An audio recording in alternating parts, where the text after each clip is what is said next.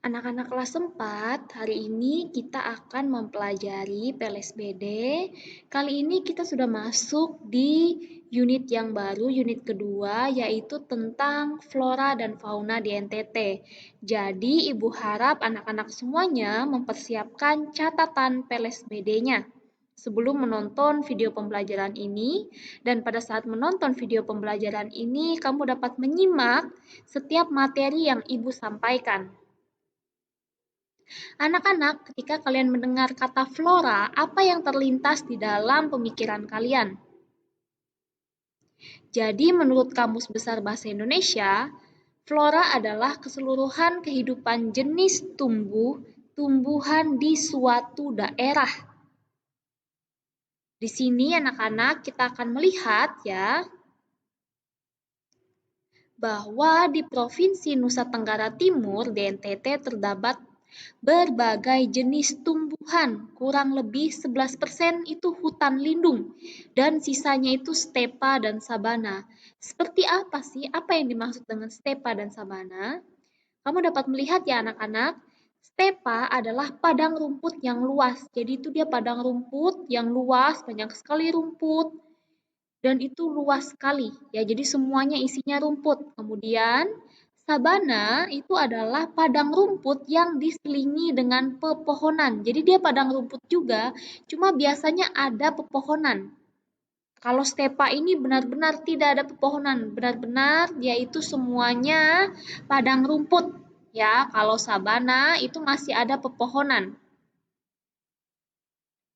Hutan di NTT sangat sedikit. Salah satunya adalah hutan produks, yaitu hutan penghasil kayu. Ya, jadi hutan penghasil kayu, beberapa jenis hutan di wilayah NTT yaitu ada hutan ampupu di Flores, kemudian ada hutan cendana di timur, ada hutan jati dan hutan mahoni. Ya, anak-anak ya. Nah, di sini pemerintah di NTT melalui Dinas Kehutanan telah mengembangkan berbagai jenis hutan untuk usaha pembudidayaan. Hutan seperti cendana, jati, mahoni, akasia, pinus, dan albasia. Seperti yang kita ketahui ya anak-anak ya. Tadi kan sudah dikatakan bahwa hutan di NTT itu sedikit, hanya 11% saja, sisanya stepa dan sabana. Maka daripada itu, pemerintah mengembangkan berbagai jenis hutan ya, seperti cendana, jati, mahoni, dan lain-lain. Di sini anak-anak, mengapa perlu dikembangkan? Perhatikan baik-baik. Semuanya itu pasti ada alasannya. Karena hutan-hutan ini pasti dia mempunyai kegunaan. Yang pertama itu ada cendana ya. Itu dikembangkan di Kabupaten Timur Tengah Selatan atau TTS yang dapat diolah menjadi minyak cendana, alat tulis, dan lain-lain. Selanjutnya, ada juga jati dikembangkan di Pulau Timor yang berguna untuk pembangunan. Kemudian ada akasia, albasia, mahoni dikembangkan di Pulau Timor untuk konservasi tanah. Ya, jadi untuk konservasi tanah. Sedangkan pinus itu dikembangkan di Flores, ya anak-anak. Jadi perhatikan baik-baik di sini. Inilah usaha pemerintah agar apa? Agar hutan itu juga ada ya. Karena apa? Karena banyak sekali kegunaannya kayu ya anak-anak. Tapi di sini kita perlu ingat, di sini digunakan dengan sangat bijak ya. Tumbuh-tumbuhan alami yang mempunyai nilai ekonomis, jadi di sini dia yang mempunyai kegunaan ya anak-anak, itu dapat kita gunakan. Ya, jadi tumbuh-tumbuhannya itu akan menghasilkan suatu karya, ya suatu benda. Entah itu nanti bisa digunakan dalam kehidupan kita ya atau nanti bisa dijual juga. Nah, pada beberapa tumbuhan ya anak-anak, yang pertama itu ada lontar, kedua kayu manis ya, dan kayu kuning. Jadi di sini kamu perhatikan baik-baik, lontar itu seperti ini.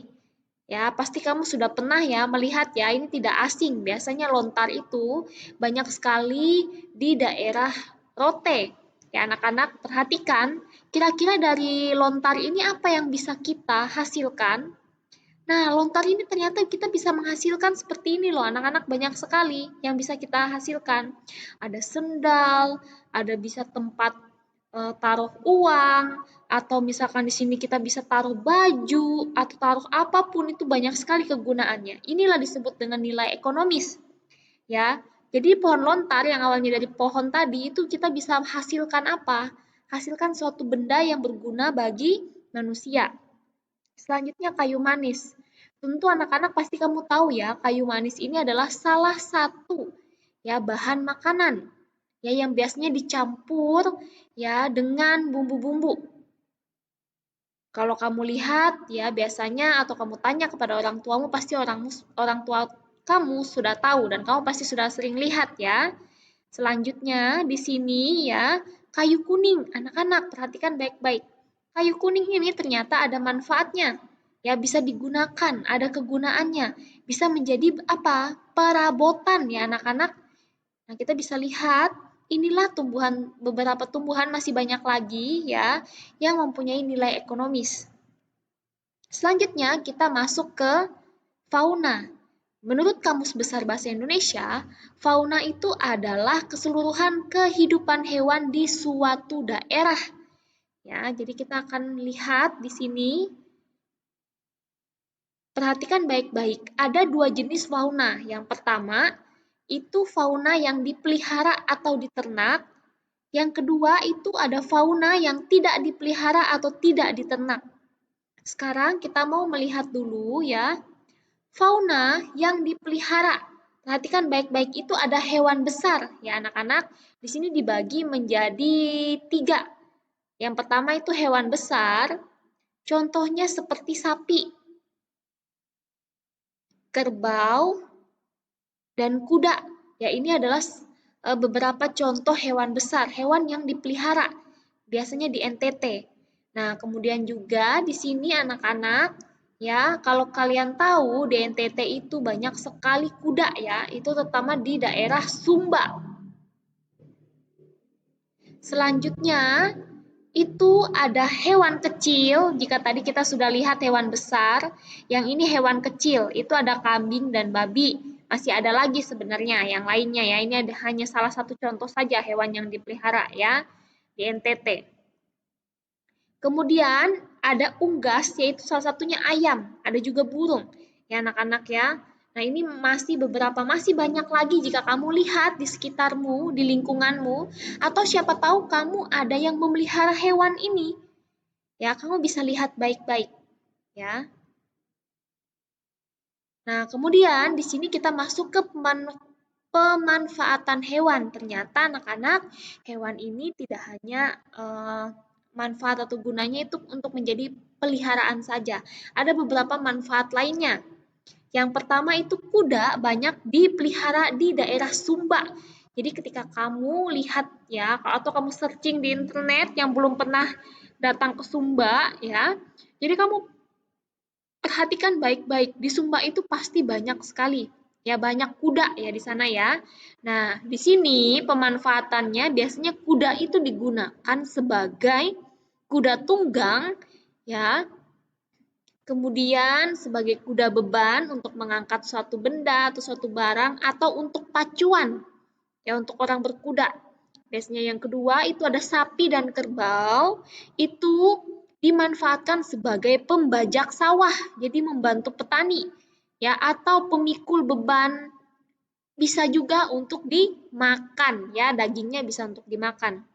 Selanjutnya hewan kecil dan unggas yaitu bisa dimanfaatkan sebagai peliharaan, dikonsumsi dan dijual. Jadi contohnya seperti ayam, itu kan kita bisa manfaatkan daging dan telurnya. Ya, beberapa burung juga kita bisa manfaatkan telurnya dan juga dagingnya untuk dimakan. Serta bisa untuk dijual juga. Anak-anak, di sini ada cara memelihara ya flora dan fauna. Yang pertama itu menyiram, melakukan tebang pilih dan reboisasi. Jadi anak-anak, bagi kamu yang merawat tumbuhan di rumah atau misalkan orang tua kamu bisa bantu orang tua kamu itu. Untuk apa? Untuk menyiram ya tanaman. Jadi tanaman itu kamu pelihara ya itu tidak untuk apa kamu sia-siakan. Rawatlah dia, siramlah dia. Ya, kamu berikan dia tempat supaya dia bisa kena matahari. Kemudian juga anak-anak, ya jangan sampai kalian itu asal apa ya, asal cabut aja tanaman.